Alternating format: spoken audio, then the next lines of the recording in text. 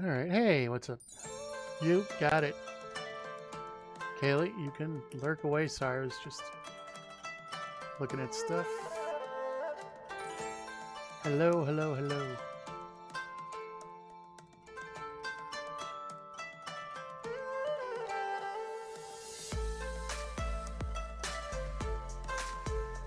Oh, God.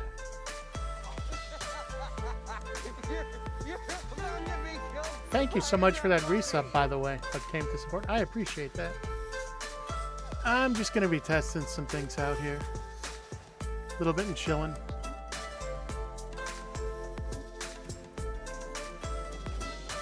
Oh, no, no, no. We're not going there.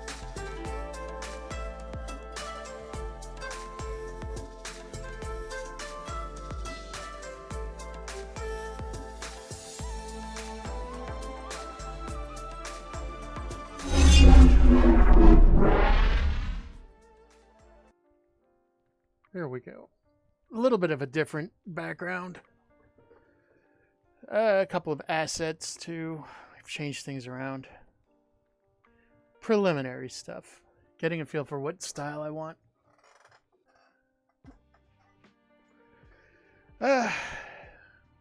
Well, good. Hold on. Thank you. I didn't make it. I didn't even commission it. I just bought it off Etsy, if I'm going to be honest. Which I will. But, to be honest, it works for what I need. I have some stuff in the works that will be coming up, but that'll be stuff for actually when I get this rigged. But for the time being, we're gonna roll like this, and I'm happy like this. So, so let's chat. It's been a while. Not that long actually. It's only been a couple of days.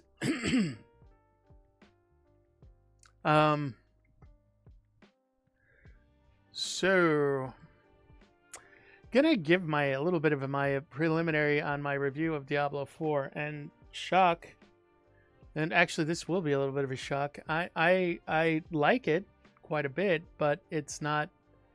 It hasn't caught me like the other Diablos caught me. I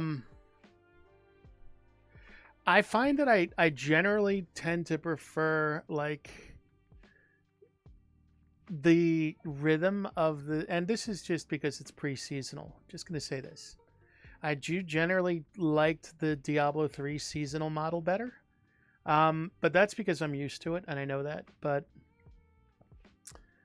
something about that I just enjoyed getting a build together, having something concrete that I could work at, and then smashing greater rifts. That's something I enjoyed and will probably continue to enjoy as Diablo 4 kind of finds its stride.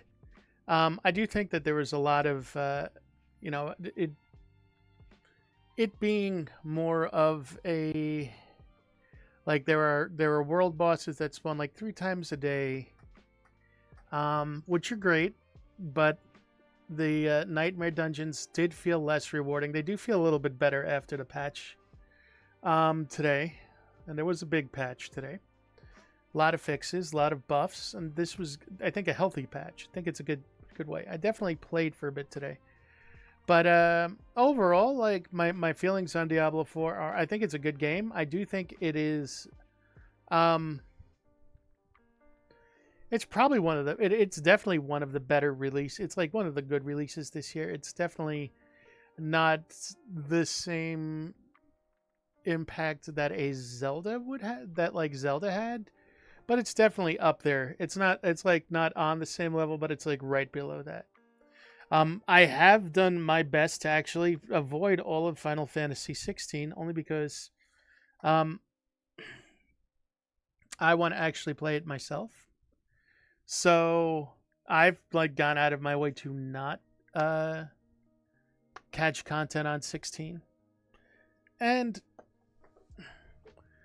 you know I've seen a lot of I've seen some reviews of it. I've seen a lot of glowing reviews of it, without spoiling the content. But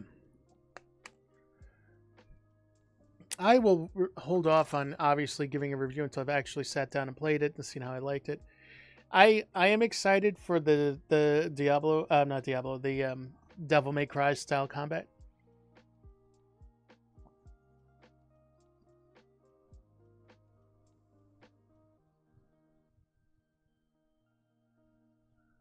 So I'm looking forward to that a bit. Um, I am.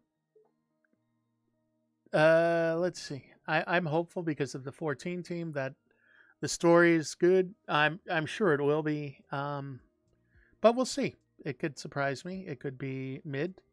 It could. Well, I don't think it'll be bad. I think it'll probably at worst it'll be mid, and whatever.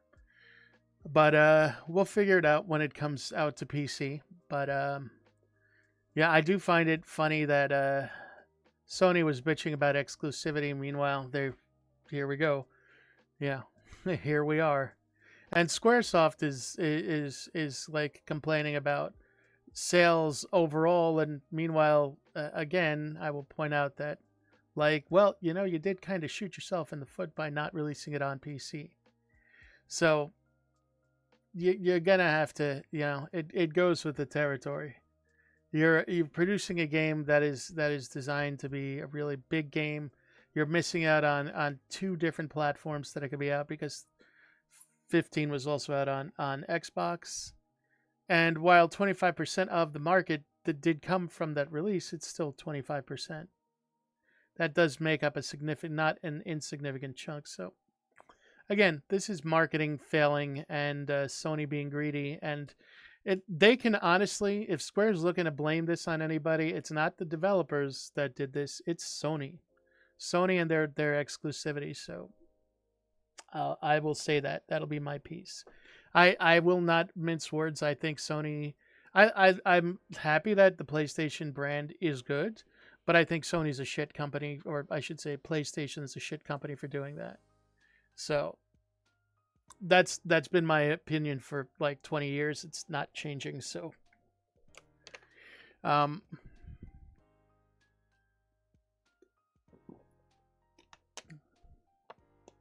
so Square is still crap, especially when they get to PC. Yeah, well, to be honest, I mean, I get why people are like most of the complaints people have about Epic. I'll be honest. I mean, most of the complaints people have Epic are usually kind of, oh, it doesn't have the same features that Steam has. Valid review stuff, but then it's like, oh, and I hate Fortnite is usually the number two or number one thing I hear about why people are pissed off at Epic. And meanwhile, Fortnite's probably one of the best games out there as far as it goes with the good, actual content. They don't rip people off left and right.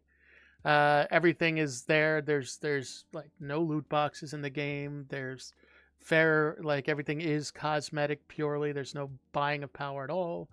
They put a lot of work into their seasons. They've actually set a standard for seasonal models. So, like when I hear about people bitching about Epic, and no offense to you, but like I just kind of like roll my eyes every time somebody says Epic exclusivity.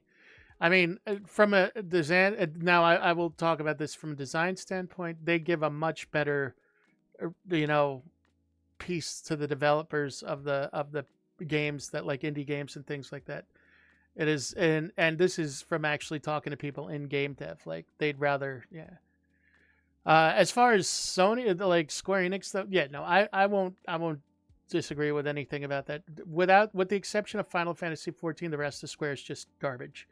I mean, that's just been the way it's been. Again, like I said, Square's also garbage, and they don't do a lot with the titles they have. If it's not like and I'm gonna be honest, if it's not a JRPG focused title or something that they know will sell in Japan, they don't really give a shit. Like the whole like half of the things when they owned Eidos and they did absolutely really minimal things with the IPs that they had where they could have cashed in on that and made more money, but they chose not to. So, like Square, all of these companies, like the head ups at the company are still like preoccupied with NFTs. And I'm gonna just say this because, like, I haven't really said this before. If you are like a crypto bro or an NFT bro, get fucked. Really, get out of the industry. Go back to, like, take whatever you got out there and get the fuck out of it. I don't. You're doing your best to try to ruin gaming. Anybody that's gotten involved in anything else is like, yeah, yeah, like yeah, blockchain, all that. Get the fuck out of here. Just get out of here.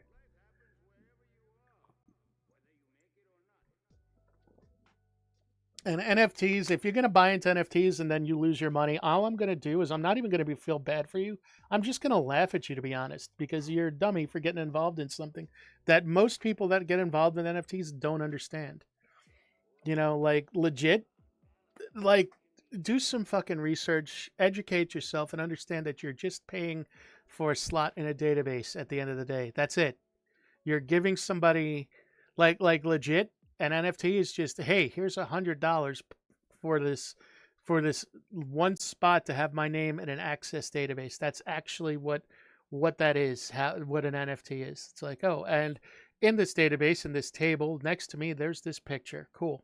You don't own the picture. You don't own anything to do with the picture. You could sell your spot if somebody else is dumb enough to buy it. Then that's about all you can do with an NFT. So get fucked. I'm never going to be nice to that because I've seen people bitch. Like, I watch people bitch about, I lost $20,000 in crypto, and I'm like, and you probably didn't do your research and didn't invest in the right crypto and just jumped on a bandwagon, and now you've lost a lot of money. And I would love to feel bad for you, but you know what? If you play stupid games, you win stupid prizes. Like, that's literally a saying for a reason. So like, it sucks if you've lost the money. I feel bad for you, but if you thought like wagering money like that, it's like people who do day trading but don't know anything about the stock market. It's like you're gonna. Everybody looks for that shortcut, and that shortcut is very often, especially now, it's like not even a shortcut. It's just like it's a shortcut to throwing money away. You might as well just light your money on fire. You'd be literally better off putting it in a shoebox under your bed. At least it'll be there. Than betting on any of these cryptocurrencies because, like, you just don't know what could happen. It's not safe. And not like I'm not saying that anything is safe, but like legit, like I've seen more horror stories and heartbreaking stories about people investing in that and then like coming out and getting shafted by it. And like just do a little research before. Like, there are some good ones out there, maybe, or some at least established ones, but like don't. Just do like don't be like that watching those ads on YouTube. Like, I didn't go to college and I have my third Ferrari. Yeah, okay. I'm sure you do. I don't believe that. That's like that guy. Like, I tell you what, we'll do a pyramid scheme and it'll work out. That's how it comes out. Maybe I am a little bit spicy. I don't know. I'm not really mad at anything. Like, I just like when I think of Square and I think about like the Square Enix and what they want to do, like how they're like, oh, NFTs, and like I wish somebody would just hit somebody like in the head with a smart stick to get them on the right, like, oh, wait, you mean, like, dude, you're a fucking video game company. Make good video games. You have good license. You have good IPs. Fucking take advantage of that. Like, part of the reason, like, I am not a big fan of, like, I've never, listen, if you've worked in IT, you know that Microsoft is like a pain in the ass to deal with. And let's be honest, I'm certainly not a fan of Activision Blizzard. The only reason I want Microsoft to buy Activision Blizzard is so that they'll do something with fucking all of the IPs that they're just sitting on and not using. Like, I would love, like, they did a really amazing remake of Tony Hawk 1 and 2, released it, and then they didn't do anything else with it. It's like Spyro and, all of these great games that they have the IPs for. And they could be just making good games instead of just pumping out another fucking Call of Duty. And it's not that I have anything against Call of Duty. Honestly, I don't. it's the fact that like you've got so many great IPs between that and Blizzard. You could just be like, oh, I would love to use this IP, but now, you know, like let's look at what Blizzard's really got going. They've got World of Warcraft, which is producing money for them. I guess Hearthstone to an extent, but like I don't know how much. And Diablo now, because StarCraft's a dead IP and they've pretty much just shat all over Overwatch. So like that's why I'm kind of like hoping that if they do the merger goes through, because at least Microsoft will put some like reinvigorate those brands and do something with them, because like Overwatch could be like a big thing. They could do a lot more with it. They could, rather than a lot of the shit that they're doing. And I think it would, like, people would enjoy it. At the core, there's a good game there. Like, it's an enjoyable game to play, like, as far as that goes. But God forbid you want to get anything from, like, the fucking skins. Are some of the most expensive skins on the fucking market right now. It's like, all right, listen, you know, take a page from, like, everybody's like, oh, we're gonna compete with Fortnite, and they're failing horribly at competing with Fortnite in any sort of like arena game. Like, yeah, okay, Valorant might be doing well, but again, it's also expensive. Like they did a cost analysis between different like skins for different games, and they're all like really kind of like highly priced, except for like Fortnite, because Fortnite knows that it's like a huge market that hits a lot of demographics.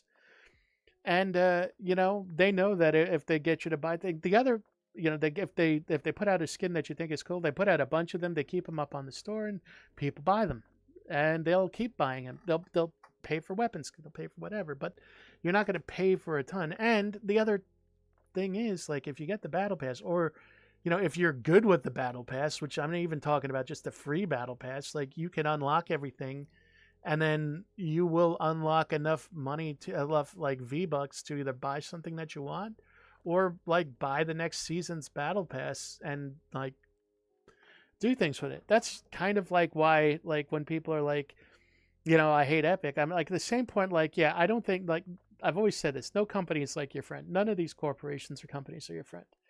But like, I will say that Fortnite is a solidly built, well developed game. And as far as it goes, it is my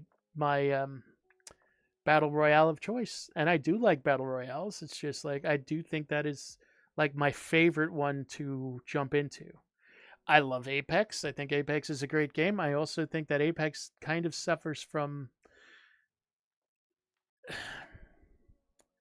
Apex has a specific problem. Like, they have issues in the game, but they generally tend to throw content at the game rather than fixing some of the existing issues, although not to the extent that some of the other games do it. But also, like, the problem I have with Apex is nothing to do with the game itself. It's just the game is fine, but it's too fast paced for me, and my reflexes aren't what they once were. So, like, yeah, I love the game. I think it's a great game, but like, if I were going to play it for anything more than just the public queue, I would never be able to do that. Like, I can get a lot of good hits in Fortnite, and I that's one of the reasons I like it. But like, when it comes down to something like, yeah, Apex, like, it's just like, oh, damn, I'm fucked.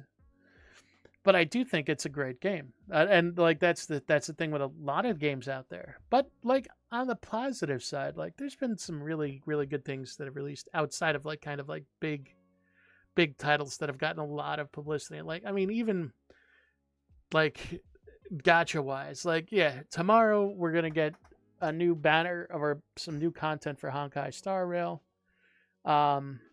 which is exciting.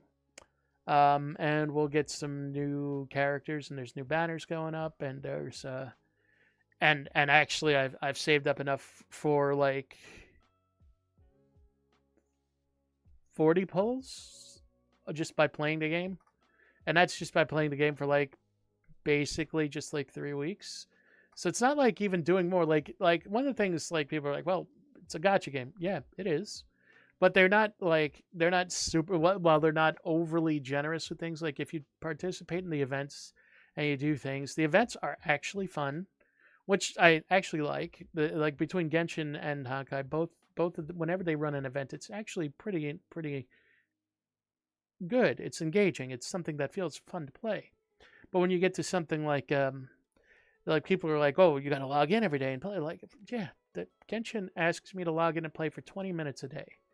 That's like if I want to get the currency, that's it. Like if I want to farm for things, that's up to me to decide what I want to do there. If I want to build a character. It's the same thing with Star Rail. Star Rail's like, oh, do these things for today. Okay, I'll run a daily mission that takes like 2 minutes, and it takes some other time to do things. If I want to do other things in Honkai, sure, but then that's because the game gives me options. It's not telling me I have to do these things. And just by doing those things and having a little bit of fun in the game and getting a little bit of reward here and there, I get more currency to use when I want to roll on something, so I don't have to, like, you can literally, it is a lot easier to free to play it. And, when it comes down to things like 14, like, I still love logging into 14. I log into 14 every day. I log in and I just chill with the game. I go do my daily routine, and I go to the Gold Saucer, I do my scratch offs. That's what they are. And then I at Golden Saucer, and then I'll if there's a cool event going on or whatever, like Air Force One or like Cliffhanger or something, I'll do that. I never, unless I'm streaming, I won't do like Leap of Faith, because Leap of Faith is just clip farming material. But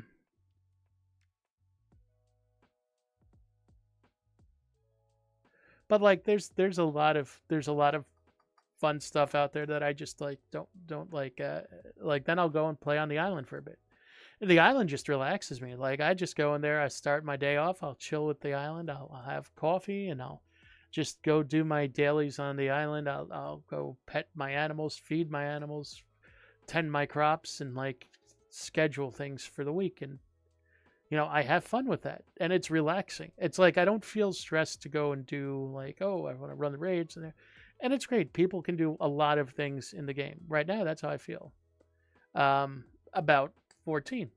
And I know a lot of people, like, they get into things and they're like, well, it's a subscription game and you have to do the nice thing about, at least from the like 14 side, there are a lot of things you can do where you don't have to be like, oh my god, I have to do these daily things. Like, yeah, there's roulettes to do if you want to do them, to get like better gear or to play with friends or to do a lot of things, and that's all well and good.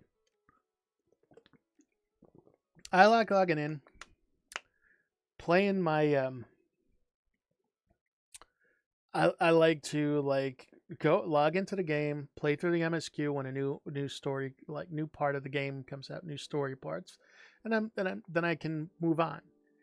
Like I don't have to be in the game like for hours and hours a day. And like if some people are like, hey, let's do maps or something, cool, I'll jump in, we'll do maps, it's fun.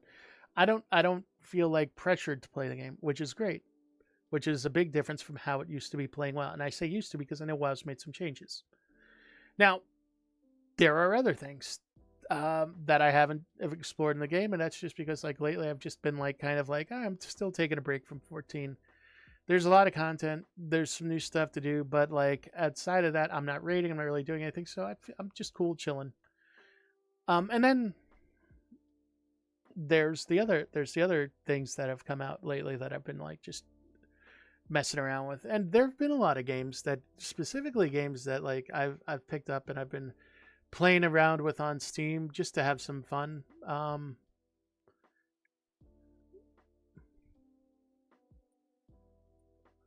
There's I just like going into like in Steam, like I've been having a little bit of fun with Elden Ring here and there. Again, not a big pressure to play that. I just like to log in every now and then, or like if we're going to stream, and I feel like making some bad decisions in life, then I'll play Elden Ring. Like Little Kitty Big City, the demo came out for that game, and it's really cute. It's like it's just a really cool, like chill little story about you're a cat trying to get back to its apartment, and yeah, it's actually a lot of fun, and it I was playing the demo, and it was pretty cool, and I liked it. It's like a It's like a puzzle solver, like a platformer puzzle solver. It's pretty cool. It's very cute. Um, Tried out Mass Builder, which is a free to play, and it's a Gundam style. Like you build like it's like you customize a Gundam almost, and that was actually far more fun than. And it was like I was like, oh, it's free. All right, I'm gonna try this shit out, and it was a ton of fun. Um, like Sunhaven is still something I'll jump into. Oh, the coolest thing was like we played this a little bit last week was They Are Here updated their demo. They added a whole new prequel chapter, and I was like, ooh, and it was just as scary and well done as the original demo that they added. And like I can tell you that like in the probably collective like 25 minutes to a half hour that you can play through if you play both parts of like the prequel and the demo, man, it's like some of the scariest shit I've ever played. And I've played a lot of scary stuff on stream and or just scary stuff in the past, and wow, I mean, I'll tell you, that was friggin' awesome. Dark Tide is something, again, I feel the need to go into an FPS and like Vermintide scenario. I'll just jump into Dark Tide, play a mission or two, and yeah, it's a game that I can jump in, play for a couple of minutes, and jump out of and feel like I like had the fun that I wanted to do. And like again, when I compared things to like when I compared Diablo 4 to that, like I know like in the past, like I'd like for Diablo 3, the most recent season that which is the current season, I think, which is ending soon, I had a ton of fun with it. I made my character stupidly powerful. I could go and kill anything I wanted to. I think it was like a bone spear build or something. And with the way they made it, like it was just so much fun to play. I had gotten like my gear inside of the first couple of days because like the gear drops so frequently, and that's fine. And you could craft things and you could make kind of what you want to a little bit. So it just became a lot of fun for me to do. I was like, all right, this is awesome. I'm enjoying this. I'm having fun with this. But it's that fast pace. It's so like, again, even though Diablo 3 is not the most complex of action RPGs, I mean, it literally is kind of like entry. Like if somebody's like, "Oh, I want to try to get into action RPGs," like, yeah, you could go Diablo 4, but like, yeah, you could also still go Diablo 3. And I will say this, and a lot of people will be like, "Oh, well, yeah, but Diablo 3, yeah, came out like 10 years ago, 11 years ago. Still was a fun game. I was happy when it came out, and when they added in the seasonal model and changed things around, like, yeah, I loved it."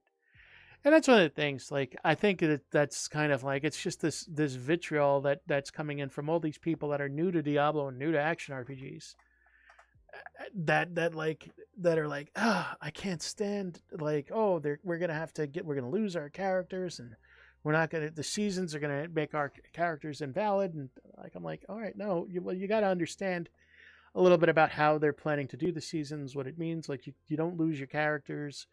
You don't have to play in the new season. Like they said that they're going to add the mechanics into the Eternals, so you're not going to really miss out on anything. But like, yeah, there's the battle pass, and then people are like, well, I'm going to have to spend $10 on the battle pass. So then it's like you really don't have to. There's the free battle pass, which is where all the things that you're really looking for are going to reside. So like, you don't have to do all of that, and it's like there's a lot of things that people don't understand because they're coming out from another game, and they're like, well, I don't want to play the seasons. And it's like, well, yeah, I get it, but like, and then what bothers me, I think, the most is like that it doesn't bother me because it's just like people are now starting to understand, like when they're getting into this, and like yeah, there's a seasonal model. It's a little bit, it's probably going to be more similar to Diablo 2's seasonal model, where it's like, oh, it's a race to see how many people, how fast people can get to 100.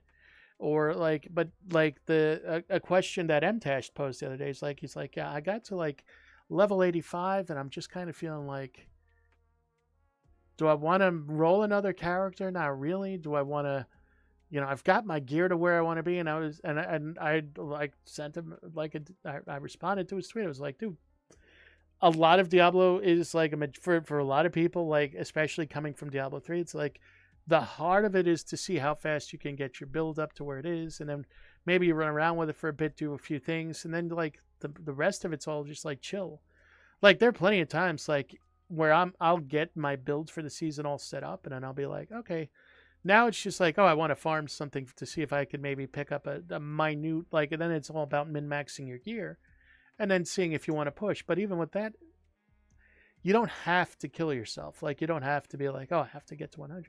A lot of people are just content with like getting their builds done for the season, checking things out, maybe unlocking, like in D3, it's like unlocking all the chapters so you get all the cool little goodies, and then you're done.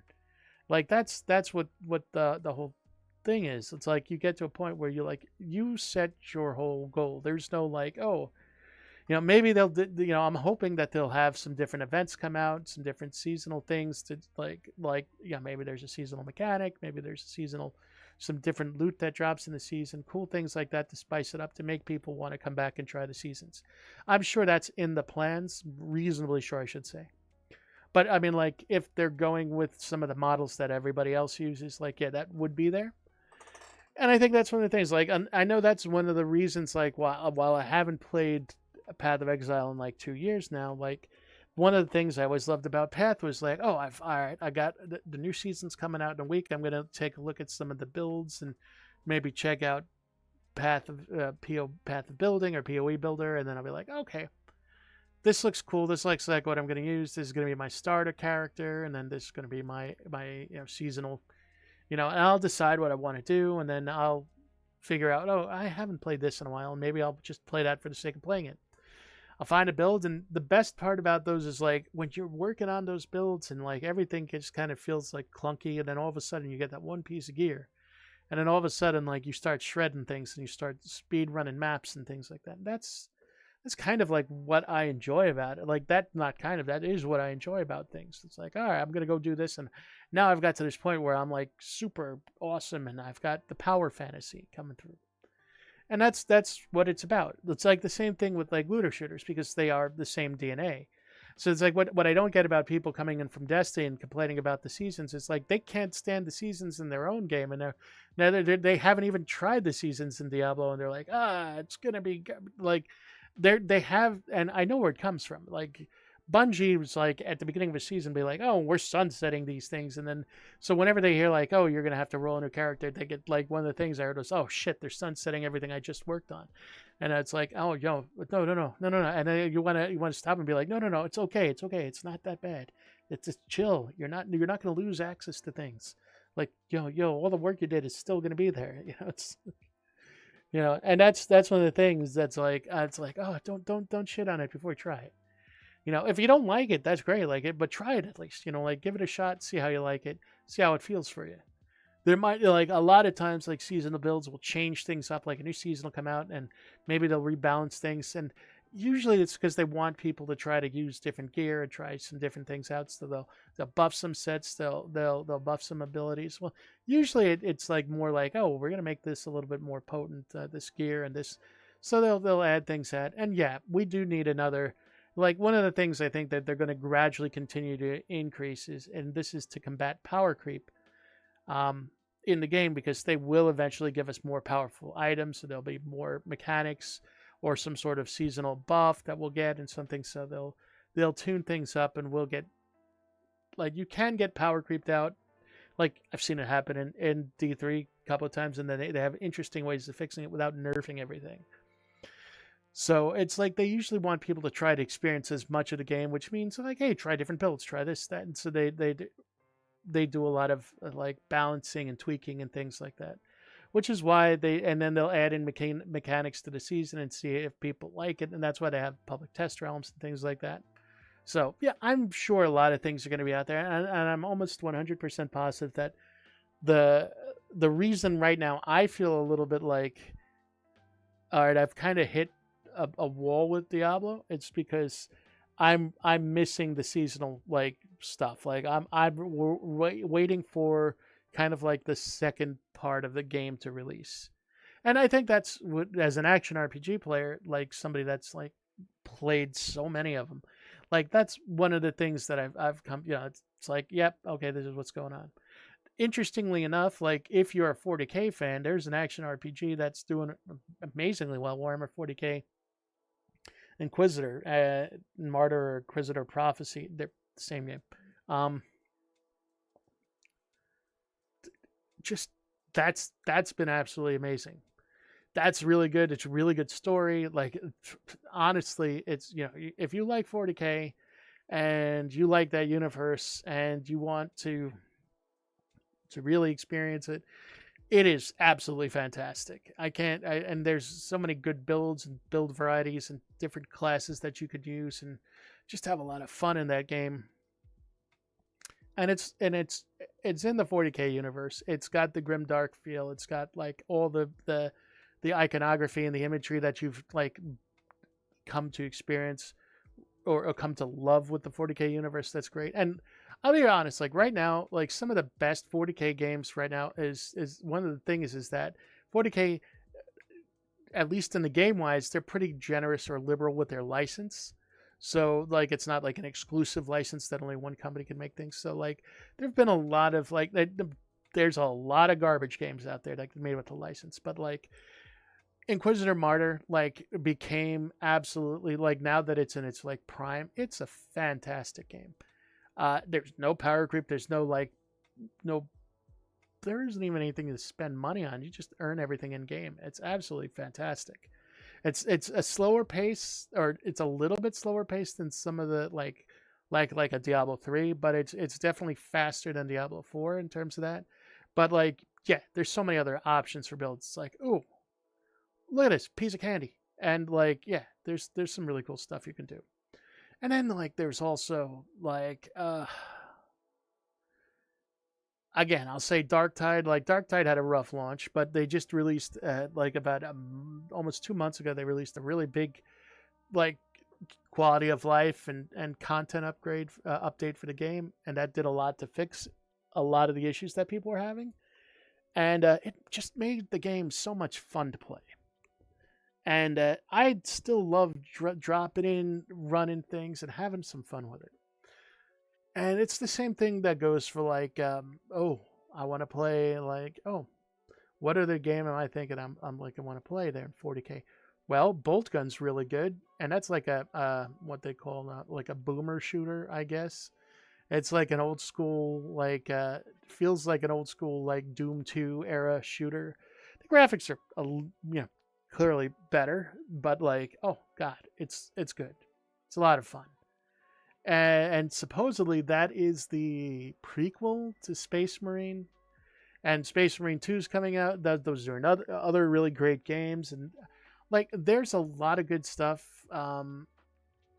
I know there's Mechanicus was really good if you like turn-based, and then there was Shooters, Blood and Teeth, which where you play as orcs, and it's it's like a side-scrolling like I don't want to say Metroidvania. It's more like Contra style or Metal Slug style game, which is just like you run and gun kind of shoot side-scrolling shooter. It's a lot of fun.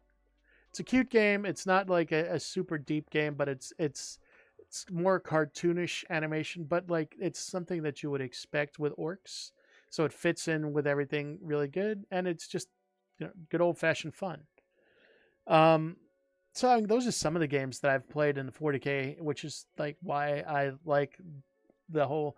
Like, I'm not 40K is really great if you like lore, like, and you want to get deep into lore and stuff like that, because for a game about toy soldiers, which literally when you really, if you really want to think about 40K, and this would be considered a hot take if there were more 40K fans right in here right now, but like if you ever want to play 40K but don't feel like dishing out like $100 or $200 for like 20 models, just go to your dollar store and buy like army men, and you can literally proxy that dollar bag of army men to test out like your build lists and see how they perform, because it's really all they are. Just if you throw some paint on the army men, and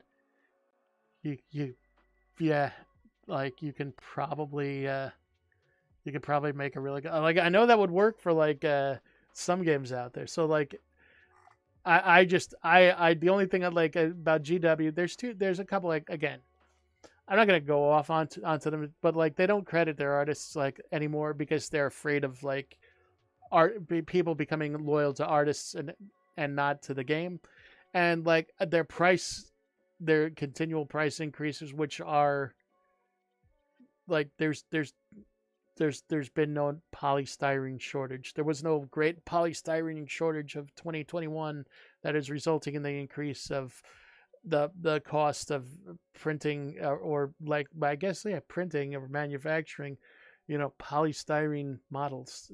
It's not gonna be there.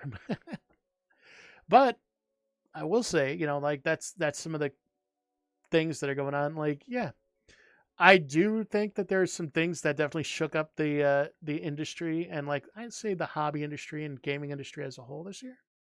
One of the things I think it's going to be the most, like, obviously we talked about, if the Microsoft Blizzard Activision deal goes down, I will be happy about that. I think that will change the dynamics of things that are out there, and will be a lot. I think it could be good for gamers as a whole. I really think it will be good for gamers as a whole. I think having a lot more IP put out into the market based on some brands that maybe some people haven't seen around for a while is definitely a good thing. And I'll say this, like, some of the trends in gaming I still see out there. So like Souls-like, thankfully Souls-likes have kind of, and when I say thankfully, I mean, not everybody's like, oh, it's the Dark Souls of this, and they've stopped using everything to describe everything as like, it's the Dark Souls of. Souls-likes have kind of taken a backseat, and so has Battle Royales. They've kind of slowed down on like developing a new one every like 5 minutes. And it looks like roguelites are kind of also getting a little bit slower, and like not everything has to be a roguelite. And I think roguelike is fine. There are certain games about it that I love, Vampire Saviors. There's a couple of them that I really think are awesome, but like for me, it's not. I'm an action RPG fan, so that's kind of like the antithesis of what I play for, because I want all the stuff. Excuse me, on my character, and not just like, oh, well, I got this stuff on my character, but when my character dies, I gotta reset everything. No, so like, that's kind of like where I'm coming from on that. Sorry, the air quality's been a little. It's like soup here. It's so humid, and it's a little late, but it's all good. But like, yeah, like I love like games like that. When you have like good like a variety of games that comes out, the more you have out there available, the better it is, honestly. And while I do like roguelites and I don't have a problem with it, but there was a point where it was like saturating the market, and it's like, okay, so everything's coming out with that, and I don't really want to play that. Like, I love Risk of Rain, but like I don't need 18 Risk of Rain clones coming out. Yeah. And like that's kind of like where like I'm glad that we're seeing something like right now. I don't think it's a stretch to say like farming sims are kind of like the hot ticket at the moment. Like in this year alone, like I'm using like way too much, but so Stardew Valley. Clearly, I think a lot of people have heard of Stardew Valley, at least heard of it. Maybe you've seen it come up on your Steam or like Epic Store. Like they've been like, oh, Stardew Valley. Oh, cool. And then there have just been a lot of like Stardew Valley like clones out there. Like, you've got your Sunhaven, and then there's, I believe, like to some extent, Graveyard Keeper, and Disney Dreamlight Valley, very similar concept. A lot of these games are following the same platform. You had Coral Island, and there's a new one that came out that I just need to check the name of it because there was one that was out there today. just came out today, and I will find it in 1 second. Story of Seasons, which just came out, and that's another one that's come out that looks really cool and is a lot of fun, and it will appeal. It's definitely a so Stardew Valley pixel graphics, which awesome. Um, Sunhaven was like a lot more questy and a lot more of an adventure game with all the farming sim there, but like there's a lot more to it, so it kind of like expanded on Stardew Valley like quite a bit, and it's also fantastic. But again, you're talking about mostly pixelated game, whereas Coral Island was like more of the like kind of Animal Crossing like top down like but 3D. This is more of like an open world like traditional like like open world, like you're fully immersed in the 3D universe, but it's kind of like just it's there for people who want a different feel to their farming game, and it's very Stardew Valley esque. It's looks really great. I did not see like because I was watching somebody play it earlier, and I did not see like a ton of like adventure. Like it's like, okay, I've been doing my farming, and now I'm gonna pick up a sword and shield and go into this mine and slay some animals, some monsters, not animals. God no. But like, yeah, no, like that wasn't there. But I don't know if that's like just because like there was just a lot of farming going on. So I'm still not 100% sure. But it still looks like a sweet, fun game to play just to like blow off some steam and relax and or just to really get immersed in. Like, it's one of those games that's very much like The Sims. Again, another game, Sims 4. I have played it on stream. I generally like causing chaos. I am an agent of chaos. Like, we'll be playing when City Skylines 2 comes out. That's already a game that I'm looking forward to in October. I think that's October 23rd. And then, of course, another game I'm very much looking forward to just next month. For me is really exciting is going to be oh boy, hang on, it's a sequel, it's a game I really like, and it's late, and so I know it's one of those things that Remnant 2, that's it, Remnant 2. And Remnant, I loved Remnant from the Ashes, and Remnant 2 is a game I'm really excited to play. It is definitely good. It falls into that Souls-like game because Remnant was there were tells you had to watch, and you had to like, it wasn't like if a bunch of enemies came at you at once, you're pretty fucked. But yeah, I liked Remnant, and I'm looking forward to Remnant 2. That's going to be a ton of fun to play.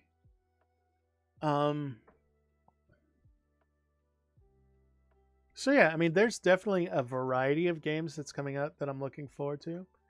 And I would say this, like, going into the future, like, why did I like so like am I gonna play the final shape in Destiny? Yes. I mean, while I've uninstalled Destiny from this machine, I still have it installed on my main gaming rig. And I will definitely be investing a lot of time and a lot of energy into playing through the story of the final shape, because I want to see how they finish out the story arc between, the light and the darkness, their light and dark saga. And I'm excited to see what they're going to do with that. Now, I did not play the current season because I honestly, it's got less to do with like the game, because I think Destiny is a fun game to play. Like gameplay wise, it's a very sound game, but the amount of disconnects and server issues, and it's like the issues that are going on, the tech issues that they're having, because it's running on an engine that was designed to be like in a. Basically, it's like they're trying to fit eight. They're trying to fit something really large. They're trying to fit like 8 gallons of water into like a 16-ounce bottle. And things are going there's all sorts of like issues with that. So I feel very bad for like people playing Destiny, because I know why a lot of people are frustrated, because they're the disconnects when they're doing stuff. There's other issues. They're getting disconnects. Mostly it's disconnects, but then there's other issues that come up and they have to continue. They fix one thing and then they break something else, and it's because like, yeah, I'm sure there's a ton of spaghetti code in there now, and it's like just it's a mess that needs to be optimized better. And there's a lot of content. And yeah, I know Aztec Cross made a video about monetization in the game, and like there are some things I agree about. Like I definitely think their skins are way too expensive, and I don't like the fact that they're like, oh, if you want to buy the seasons, like, oh well, you gotta buy more silver than you would need to.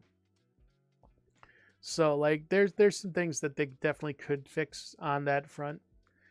But like as somebody that bought the whole like the digital deluxe edition, so I don't have to worry about buying seasons, like, oh yeah, and then you're like, oh well, what I'll do at the end of this is probably do exactly what I always do.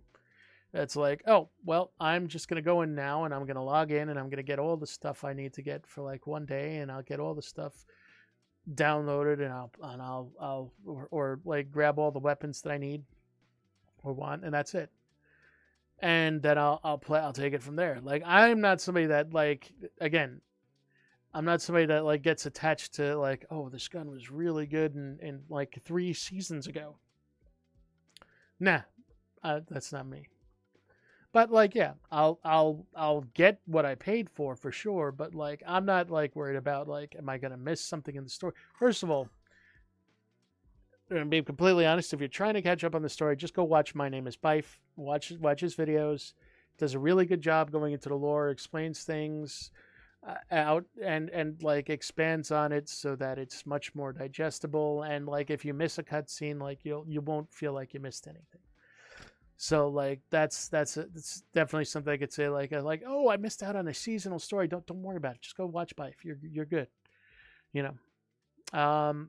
But like there's things where it's like at a rough point for me to say, is like, I don't hate Bungie. Like people are like, oh, just because you have stopped playing a game, like maybe I uninstalled it. And I've said to them, like when they've tweeted things out, I'm like, I did not think that Lightfall itself was a good vehicle for telling. I felt like the story that they included in Lightfall was very rushed, because there were like big character moments that happened that should have had, that you can tell they wanted to have an emotional impact, but because of how fast the story goes by, you didn't get its chance to spend enough time with that character so that it has the emotional impact they want. And it would have been a really, first of all, it was executed well, but it visually on screen, and it fit into where it was supposed to. But again, we didn't have enough time with the characters there, and the character, especially the character that left us. That's all I'm going to say. And that it should have definitely had a bigger emotional impact. And I think that would have fixed the issue I had with the story there. And there was a couple more things that I felt like should have been hinted at earlier. But again, they also said they were going to try some new things with the season and expanding the content so it doesn't feel like it's all like front loaded and then you've got like just like very, very small bits of story. So based on what happened with the Season of the Deep, I think that like some of the timing and maybe trying to execute some things. So I give them the benefit of the doubt with that. Like not even the benefit of it. I can see that they were trying to change things up a bit. And I think like they might have missed one or two steps that they could have rotated a few things out. But overall, like I never had a problem with the storytelling, like the actual story. But I did feel like the overall amount that we got for Lightfall was, no pun intended, on the lighter side. And that's because we were like, Lightfall was an added in expansion. And I think what happened ultimately is that there was stuff that should have been included in Witch Queen, which was a very good expansion. Is actually one of my favorite expansions in all the video games. It's like right behind Shadowbringers for me, and in 14. And There was a lot of really good storytelling. There were a lot of really big moments. There was a lot like all the content was felt really good, and I just was like, all right, I dig this. It just felt like there was a lot of leftover stuff that they couldn't quite fit into Witch Queen, and then like part of like the whole like final shape story kind of needed some work, so it felt like this was kind of like a filler. So it wasn't bad, but it wasn't it definitely coming after Witch Queen. It felt like a big. It felt like empty compared to Witch Queen. That's I think the best way to say it. Overall, I do like a lot of the stuff that's in the game right now, but I can definitely see where a lot of people are frustrated. And of course, having been around as a content creator myself, and I know it's hard to believe, for like 10 years, I can definitely get why people that have been making content for the game for, in some cases like that, up to 10 years, yeah, I can see why they're getting burnt out and they're tired, and maybe they're questioning why they're still making content for a game that's that's this old and that may not be getting all the support, because we do know that Marathon's coming out. I believe Bungie has another IP in the works, something that they're not telling everybody yet, or that's probably not ready to be revealed yet until it's actually fleshed out to a point where they could say, yes, this will definitely be a thing. So like I get there's other things going on, and yes, they have to split teams up into and hire for more teams. So I'm sure that this is all factors. I know that they have a commitment for Destiny and they want to keep Destiny going. I do think that my personal belief is that like there will be a new Destiny, a new game launched in the Destiny franchise, which will take the beginning, like Destiny 1 and Destiny 2, and will revamp it and change the architecture of the engine enough so that they could include that legacy content, and which is what I will consider Destiny 1 and Destiny 2. And I think it would be something like Destiny Infinite.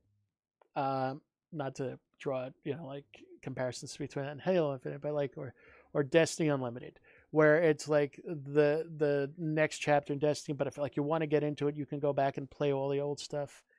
I do think they should follow. They want the game. It's so obvious that they want the game to be more of an MMO style game. So I think that the server style that they're using, or the server, the server setup that they're using, it's not conducive to that. So we'll see what happens. I am of the opinion, and my hope is, and sometimes I'm right and sometimes I'm wrong. This is it, but I believe that if they want to keep the game going and they want to keep the IP going, which, to be fair, there's a lot of people invested in Destiny, and they know they have a big enough audience with that they will, they can put out a number of games. Like if Marathon is going to be a PvP focused game, that's gonna be awesome, because let's be honest, Bungie knows how to make a first person shooter. They know how to make a first person shooter that just feels well and it feels good to play. Like hands down, I think that's one of the reasons people are like, oh, why you talk a lot about Fortnite? Because Fortnite has the third person down. I play Fortnite and it feels good to play it. No build mode. Like, yeah, I could be fucked with building because I'm never going to be like that. But I think a lot of people now have like, oh, no build is where I'm at. And like, it controls well. It feels good to play the game. Like, and that's something that when you have that in a game, like Destiny feels good to play. Like the whole system, it feels good to play. I'm not talking about like I got weaseled, or I got bananaed, or whatever it is. These are the other error messages that they have, but like, or I got badgered, or, oh shit. But like, no, like when you're in the game and you're on a roll and the game's working, again, obviously it mostly works, but like, and everything is going good, like, yeah, it feels good to play. It feels wonderful to play. And I wish more FPSs felt as good as that does to play. And that's one of the things, like, people are like, oh, what about COD? Like, listen, I played Warzone when it came out, and I played some of COD here and there throughout the years. I I think that COD has a really neat, like, I like how COD plays. Then again, you have to remember, I came into, and I'll tell you this, I came in with the very first Call of Duty when it was like, when it was still under Infinity Ward. I mean, it was Activision, yeah, but it was like Infinity Ward was like the only team developing it. And they were all about like historical accuracy and everything else, like playing the original Call of Duty, which I still have the collector's edition of. Came with an awesome soundtrack because like the whole thing about playing Call of Duty at the time, because it was just a campaign. There was no, I don't, yeah, there wasn't any multiplayer. It was a spectacle, especially when it came out. It was like one of the best games that I ever played. It was one of the best FPSs I ever played, and it, you know, from as a person that literally studied, you know, the First and Second World War, especially having studied the Second World War, like the accuracy and the things and the different events in the war that were portrayed were unlike anything you'd seen before. It was like playing Saving Private Ryan, if Saving Private Ryan was a game. Like that whole opening scene, the 18-minute opener of Saving Private Ryan. That's what it was. It was like, oh, okay, this feels like it. Like even the when you're in and you're taking out, you're at Breakcore. Breakcore was like literally pulling that right out of Band of Brothers. That's what it felt like. So like the accuracy was there. They did all the Foley work, the Foley work, which is the sound editing work that they did, or the sound design work that they did. Part of it was like, hey, we're going to actually get these actual guns. We're going to fire them off. We're going to record them, and we're going to recreate them in the game. And that's what they went for in the original Call of Duty, and it was amazing. And like some of that team went on to, like, I know Vince Zampella, who is like EA's kind of go-to now, who, you know, was one of the head devs on Apex Legends. Like he's kind of like, he replaced Patrick Soderlund over there, and now he's the one who's like makes a lot of the and it's him. I forget her name. Apologies on that, but like there's two people that work out there that are like running at EA's, not Activision, EA's like things.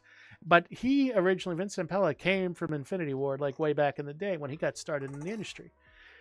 And like that's one of the things that's like great about like why a lot of EA started turning around some of their, like, that's why we got Star Wars, like the Jedi Survivor, and now, you know, Jedi, you know, Fallen Order. Like these games come out and it's like, okay, wow, okay, this is pretty good. And they've turned around some of the things they've done in making games and making more first person game and embracing kind of like more of the indie scene and giving smaller games a chance to grow. And this is one of the things that's like when you can tell somebody that is in touch or has their finger kind of on the pulse of like the gaming, I want to say market, but it's like it's the gaming audience, like especially what they have and where they are. So that's how they do things. And again, this is one of the things I'm excited about. Other games that are coming out this year, yeah, sure. There's a couple of cool games that are coming out. That I'd be fucked if I remember the names, because I know there's some big ones coming out too. That some of them are probably coming out on the Switch, and I did not watch the Nintendo Direct because, again, I don't. My interest in Nintendo Direct has nothing to do with, like, I know there was a lot of cool stuff announced, and I would be excited if I actually had a Switch. The last Nintendo system I bought was the Wii. I still have it, but I've always felt that Nintendo, like, everybody's like, well, it's always between, like, they usually put the whole console war thing between Sony and Xbox. It's like Microsoft and Sony are head to head again. And like Nintendo's just always there existing and doing pretty well. Nintendo's like rarely had like a bit, like, okay, we won't talk about the Virtual Boy because probably half of you don't remember the Virtual Boy. And if I exposed you to the Virtual Boy and like told you like what Virtual Boy was and like you went and looked at visions, you would get a migraine from the pixelated red 3D graphics, which I had one and yeah, was hurt. If you couldn't play that for more than like 20 minutes at a time at most. And even that was like guaranteeing that you probably need to go and put a washcloth over your face and take some Tylenol for the headache. But again, it was an innovative system that they tried something with. Then they came out with the N64. N64 was a great system. I think everybody that's ever grown up with one or played one knows what a great system what it was. It's also being the last cartridge, purely cartridge based system, for one of the things. Yeah, now we know that there were some spectacularly bad Superman 64. I'm looking at you, games for that system, but it was a great system. After that was the GameCube. GameCube was a fantastic system that suffered from a lack of third party support. I still have my GameCube and all the accessories that go along with it. And again, I'll recommend that wholeheartedly. If the GameCube was the predecessor to the Wii was where they just were you know what? Fuck it, we're innovating, we're going to do things different. And they did. And I love what they did with the Wii. Wii U, not so much a success, but the Switch was the perfect marriage of their Nintendo DS line. And it was the perfect marriage of that because you could dock it and you could play it on the TV. You could take it with you and the Switch goes with you and it's there. And it's a full-on console.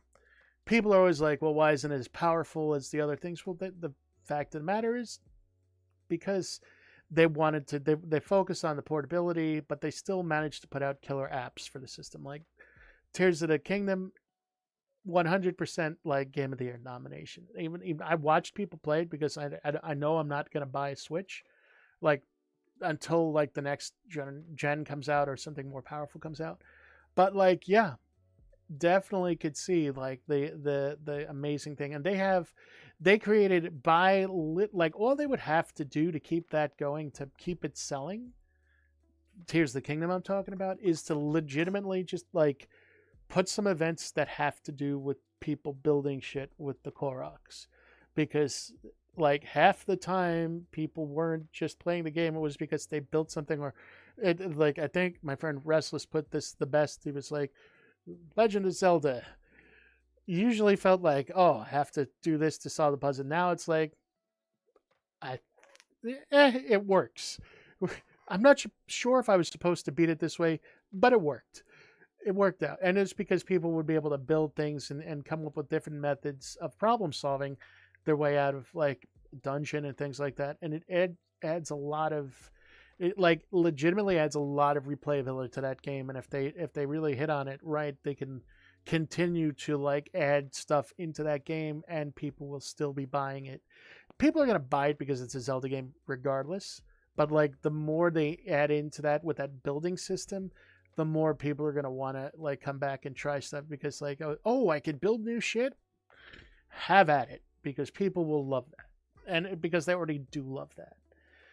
And I will tell you, those were the greatest moments on YouTube and Twitter and TikTok, watching people find new and creative ways to torture the Koroks. And let's be honest, that's what it really meant. TOTK really stands for Tears of the Koroks. So that's the truth. But yeah, I will say this is why I think a lot of the stuff that's I'm excited to see what games come out. I like seeing people have fun with stuff. I like tuning into Twitch and seeing people that I enjoy, either creators that I enjoy their content or friends that stream,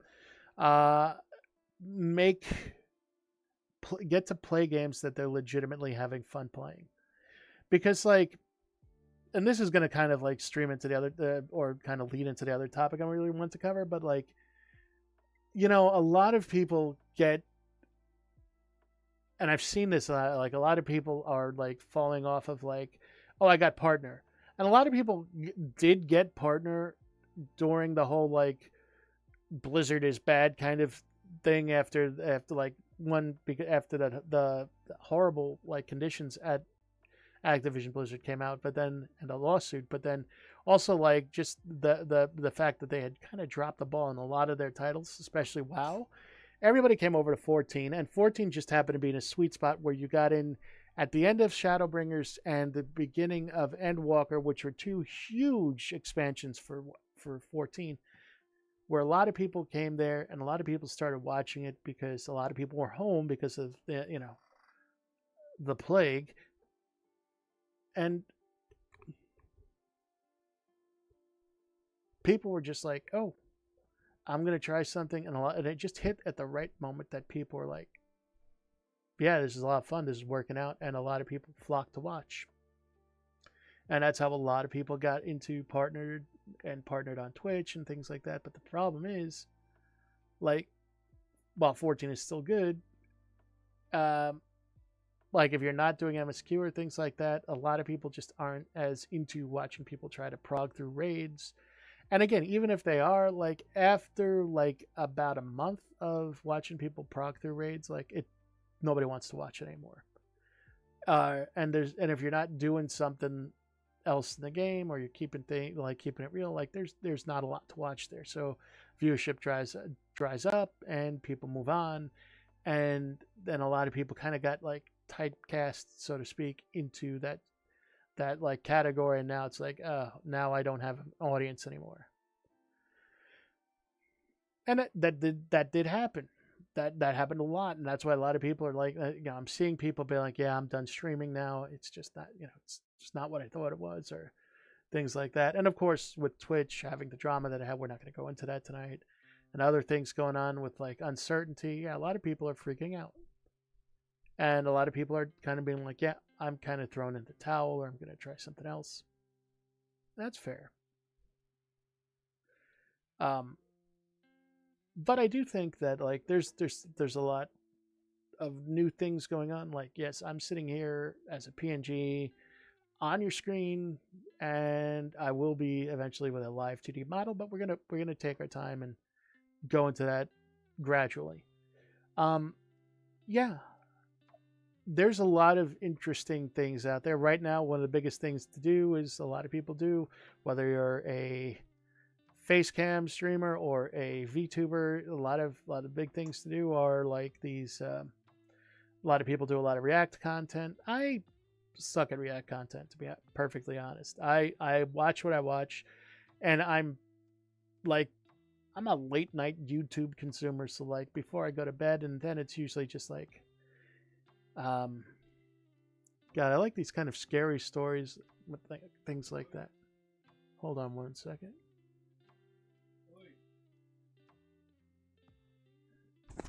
Yep. Have a good night. I'll be up in a little bit.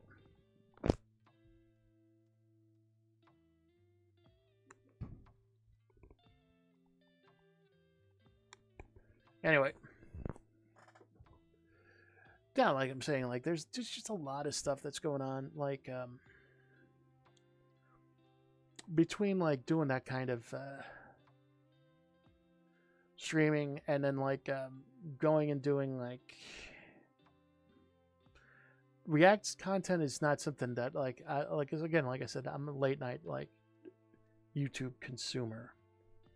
So like I'll watch some things on there, and but it's like a lot of what I listen to at night is like it's ASMR. It's like scary stories with rain and like light music in the background. It's really relaxing, even though like some of the shit's like legit like terrifying. I don't know how. It's just so Raven Reads. I'll just plug because it's a great channel. Raven Reads. Just go to Raven Reads if you're interested in that, and I'll tell you, it's like instant like relaxation. Strangely instant relaxation. But like the other things, like I've seen, it's like a lot of these like games like Jump King, and like now it's Only Up, which is the latest.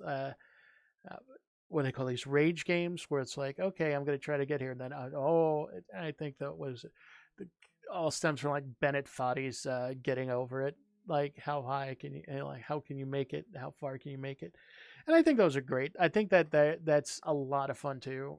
And that's also, I think, why people like watching people play Souls likes to this day, because like nobody can deny that like watching somebody play through Elden Ring is or Dark Souls is a lot of fun, just because of that same thing. Like, how is the streamer going to make it through? Are they gonna rage and lose their shit? What's going to happen?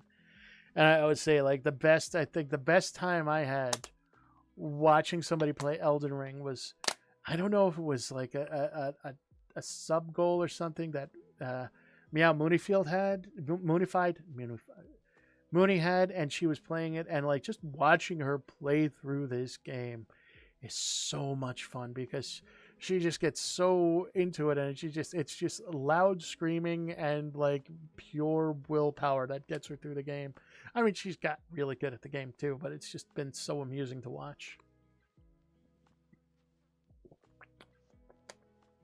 And I think that's one of the things like people are like, "Oh, well, aren't you going to get into all the VTuber drama and stuff?" Oh no, I'll certainly watch all about that and get my popcorn ready and be like, "Oh yeah, look at all the shit going on." But like, here's the thing about like people are like, "But VTuber Twitter's like so." No, it's there's some drama if you go into certain parts of it and if you follow certain VTubers.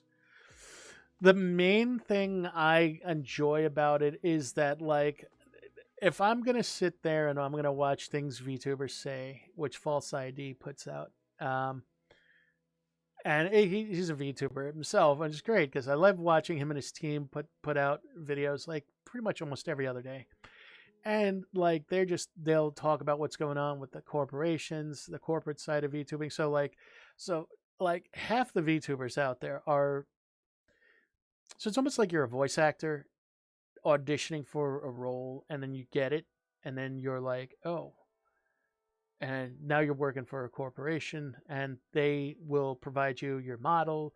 They'll like design the model, they'll have the art, and they'll maintain all of your socials. Like they'll set everything up, right? All you got to do is go out and like kind of perform. And there's different ways that different companies handle that. So like there's a number of companies out there. I mean, I'm not going to go into the whole thing, but like it's like there's one like multinational, like there's two bigger companies that you hear about a lot, Neji Sanji, and then you have like Hololive.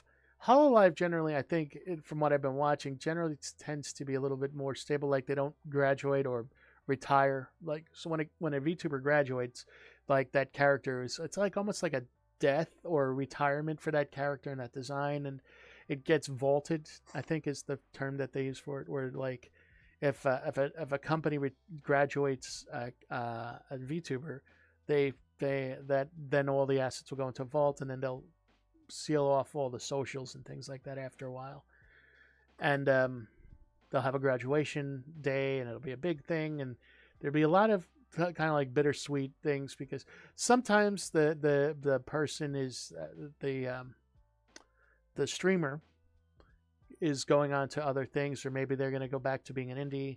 And a lot of times, like when you do that, now again, there's another company, American company, Vishojo, which doesn't, they don't own the IPs for the characters. The streamer owns the IP for the character, and they usually have the character designed, and then they join Niji, not Niji, so they join Vishojo, and Vishojo helps them like with collabs and you know helping them get merch out and things like that, and they also give them a better cut. Like Vishojo is actually probably one of the better companies that from some of the stuff I've been reading, because I know Niji Sanchi gives like for some of the merch and stuff, the creators actually get very little in terms of profitability from that. But then again, I mean, I would imagine that like if you're just like, it's like okay, when I look at it at that point, it's like I'm the voice actor for like, let's say I'm the voice actor for Scooby Doo, right? I'm the voice actor for the character. The character itself is owned by like Hanna-Barbera or Warner Brothers, and then they like so they're gonna make all the money off of that.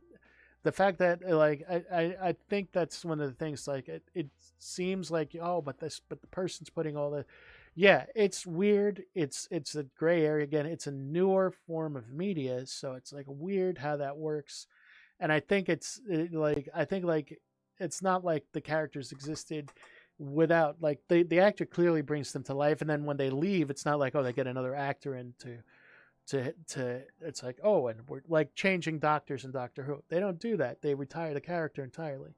So you know it's more personal. It's a little bit different because obviously that character, like if Sherilyn here had a female voice or a different voice, like yeah sure, but I, the way I have it, like there's a history, there's a lore. I have a lot of stuff prepared for Sherilyn.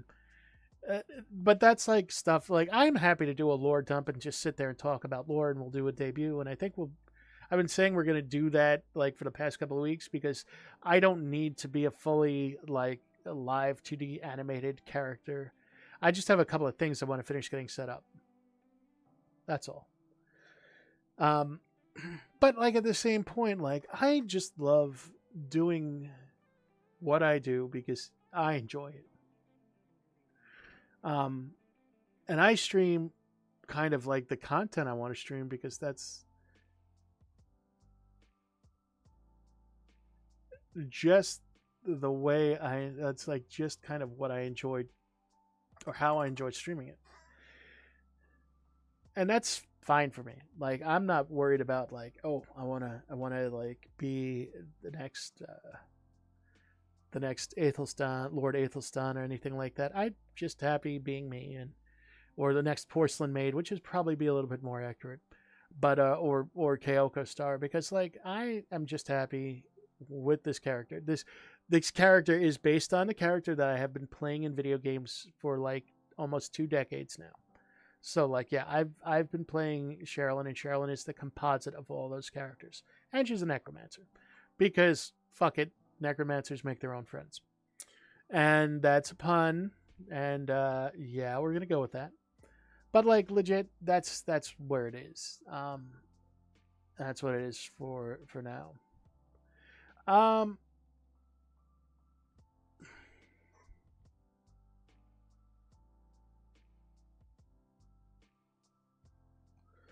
but like I think for tonight, like that's really kind of what I wanted to cover. I want to get on a little bit earlier tomorrow. I think we'll like get on a little bit earlier tomorrow in the afternoon, like I usually do, and chill.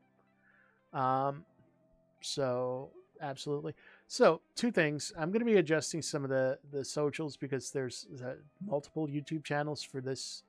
Sherilyn has a YouTube channel, which I'll be putting out like focused, edited content for, where we could put it on there and you could go and watch it. The VODs, there is a VODs channel which I'm getting each of the different VODs up on. Right now we have the first VOD up from like this model from earlier this month. There's like 5 more VODs that are going to go up there. Like I said, I've been really inconsistent, but I'm working on that, and we'll get this all taken care of. As far as what I'm planning on doing, as far as what the streaming future is, so I don't see like I'm I'm an affiliate, right? I would love to grow the channel, and I hope to grow the channel, but I am not like worried about like the 50-50, 70-30 split. I'm just here to stream and I don't simulcast, which is the main thing. And if I get some sponsorships down the road, we grow, and I can earn some sponsorships on my own merit, then awesome. Uh, and right now I feel like I could do that. If I want to, I am going to be doing like once like a couple of streams on YouTube. I already have it set up for that. So that's kind of like part of some of the things I've been working on. I've also been working on some stream assets and things to put over on the channel. So I do most of the background work. So like any sort of logo and things like that, I do all that work myself. The only thing I don't do is like the art and the emotes. So like Sherilyn's art's all done by Art Womble, and my emotes are done by both Art Womble and Moist Hoist, and they are my artists that my go-tos for emotes. And those are also my stickers in Discord. I am working on putting together a Discord that is solely focused on the stream and and for the community, which we're going to be doing. So that's like coming out in the future. So there are some things that I want to do. And there's going to be some things that are going to get put up. And I'm going to have a dedicated website so that you guys will know when I go live, and you'll know what's going on, and all the social media links will be there, because there's the Twitter, there's an Instagram, there's a secondary Instagram, there's ones for Because one's for the tabletop stuff I do, and then the other one's for all the stream related stuff. And then there'll be 3 YouTube channels. One, like I said, will be Sherilyn, and it'll have the shorts as well as like small digestible bits of content. And then there'll be larger pieces that'll be the VODs will be on the separate channel. And then when we do tabletop VODs and I do tabletop streams or I do separate builds, that will be all done separately. That will go on the Vel Craftworks channel, which is already, these are already made, these are already out there, they exist. I just want to get everything like linked up so that like I don't write like, hey, follow me on here, and then there's like a wall of links. I'm just gonna have like a link page down at the bottom. You can go and you can find out what it is, and or you can type a command in, and it'll give you all my links.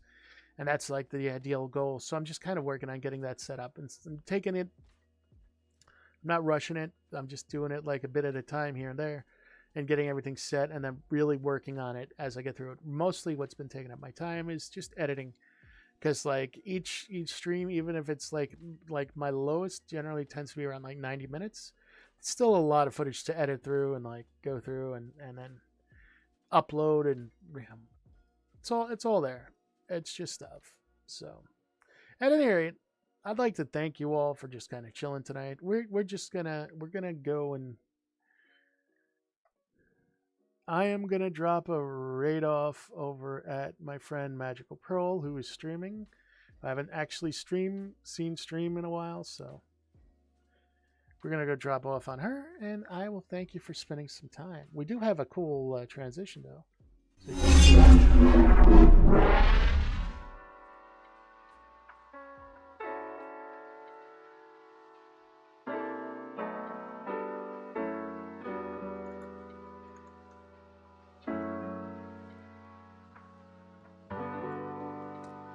And once again, oh no, we're not going to go raid Magical Pearl then. Oh, I know why.